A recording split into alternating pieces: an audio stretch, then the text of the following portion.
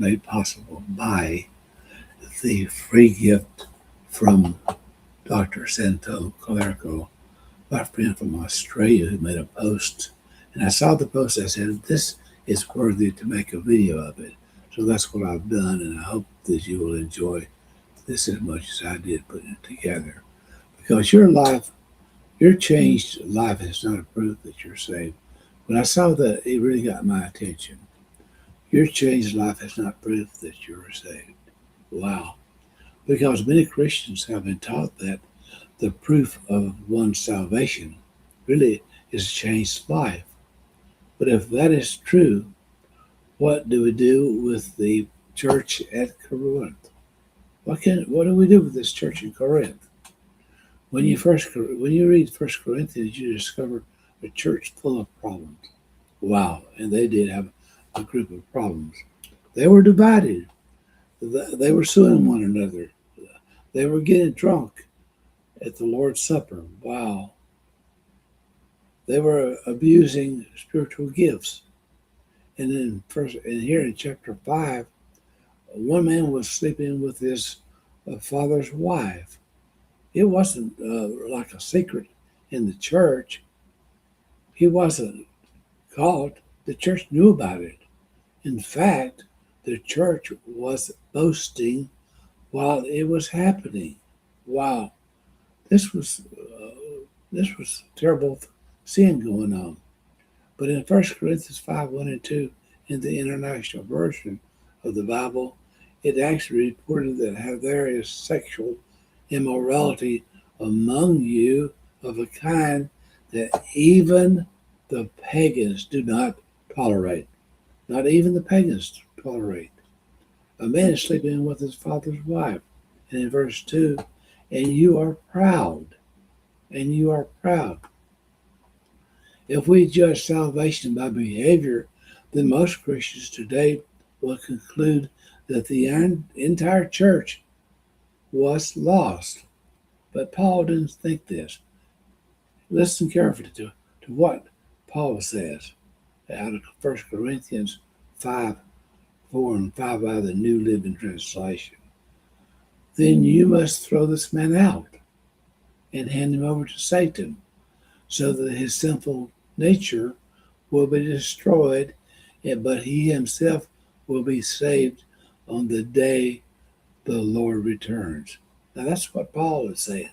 Did you catch that? The man is living in open, rebellious, ongoing, unrepentant sexual sin.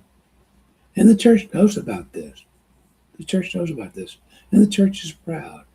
But instead of grieving, well, Paul says that the man's spirit will be saved on what? The day of the Lord in his return. That is radical grace, folks. Paul does not say hand him over to Satan. No, he doesn't do that. So that he might get saved. He says that he will be saved. When? And the issue is simply not whether the man belongs to Christ. The issue is not whether the man belongs to Christ. The issue is discipline. The issue is discipline. The issue is consequences. The issue is the destruction of the flesh. But Paul never questions the man's ultimate salvation. Wow. Paul never questions the man's ultimate salvation. And Paul doesn't question the salvation of the Corinthians either. So don't forget that Paul says that the lost pagans behave more morally than the Corinthian Christians. Ouch. That's just bad news, folks. But yet Paul calls the same church saints. He calls them saints.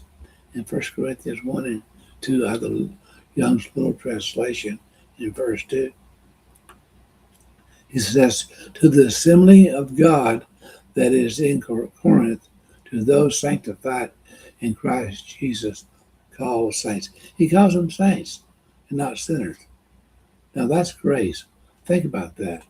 If someone visits the Corinthians and judges their salvation by their behavior, they would probably conclude that nobody in the whole church was saved. But that would be it. But Paul came to the exact opposite conclusion. To the exact opposite conclusion. Why? Because salvation is not based on performance. Salvation is not based on performance. It is based on Jesus. Today many Christians are taught something like this. If your life changes enough, that proves you're saved. If your life changes enough, that proves you're saved. If you sin badly enough, well, that proves you're lost. But 1 Corinthians 5 destroys both ideas. Destroys both ideas. The Corinthians were not proving they were saved by their works. No, they weren't. And the immoral man was not proving he was lost by his sins. Wow. But the entire chapter stands as a momentum to the grace of God. The whole chapter stands as a momentum to the grace of God. Salvation is not earned by good works. Salvation is not maintained by good works. And salvation is not proven by good works. Well, otherwise, grace would no longer be grace. Romans 11:6 says this, but if it is by grace, it is no longer on the basis of works. Otherwise, grace would no longer be grace. Notice what Paul is saying here. Here's what he said. If works are added to grace, then grace stops being grace. That means works cannot be part of getting saved. That means that works cannot be a part of getting saved. Works cannot be part of staying saved. And works cannot be part of proving you were saved. The very moment works becomes evident that determines whether you're saved or not saved, then salvation is no longer resting entirely on Christ. Now, good works are good. That's true.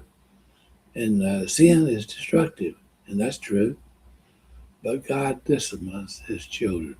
God disciplines his children. Actions have consequences. Actions have consequences. All of that is true. But none of those things are the basics of salvation. None of those things are the basics of salvation. And none of those things determine whether God's gift has been given. The man in 1 Corinthians 5 suffers severe consequences. He was handed over to Satan. But Paul still says that his spirit will be saved on the day of the Lord. He will be saved on the day of the Lord. That is scandal. That's the scandal of grace. It just is. 1 Corinthians 5 shows us that a changed life is not proof that you're saved. A changed life is not a proof that you're saved. And a sinful life is not proof that you have lost your salvation. Wow. Salvation is a free gift of God. Let me say it again. Salvation is a free gift of God. A gift received by grace. A gift not earned by works. A gift not maintained by works. And a gift not proven by works. Jesus saves sinners, and the certainty of salvation rests completely on him, not on ever-changing performances of the person he saved. We do not depend on our own works, folks. It is through and have always been by grace through faith. If you need to sort this out in any way, then may I ask you to contact me at Dr. Cecil at teachtruth.net, and we can do a Zoom or WhatsApp and kind of sort this thing out, as my English friends would say. I'm open for change, so let's get together. Let's talk about what salvation really is. I have a whole different take on this, even deeper than what Dr. Clerico has done here in this presentation that I'd like to share with you that really is from the very beginning, where we start at the very beginning. So what does that mean? Well, I'll share with you my thoughts on this, which is even deeper than what Dr. Clerico has brought us to this particular presentation. So by in everything I say and do, please to say, be blessed. Why? Because you all